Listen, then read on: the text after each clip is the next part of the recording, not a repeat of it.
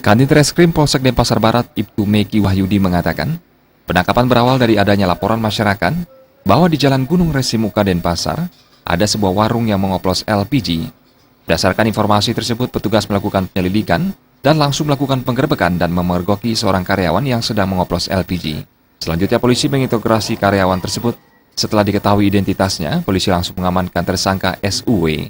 Dari tangan tersangka, polisi mengamankan ratusan tabung LPG, 6 pipa besi, 1 timbangan, sebuah besi pengungkit, 370 segel plastik, 862 buah karet sil, dan sebuah mobil pickup. Dari hasil interogasi, tersangka mengaku baru melakukan kegiatan ini 1 bulan, dan rencananya gas 12 kg tersebut akan dipasarkan di sekitaran Denpasar. Tersangka dan barang bukti langsung diamankan Kapolsek Denpasar Barat guna penyelidikan lebih lanjut. Adapun pasal yang kita kenakan yaitu pasal 53 ayat C dan D Undang-Undang Migas, yang mana untuk tersangka sendiri kami tidak lakukan penahanan karena ancamannya di bawah 5 tahun.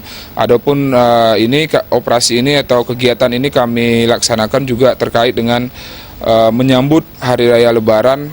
Setelah menjalani pemeriksaan, tersangka dikenakan wajib lapor karena telah melanggar pasal 55 JO, pasal 53 huruf C dan D Undang-Undang Nomor 22 Tahun 2001 tentang Migas.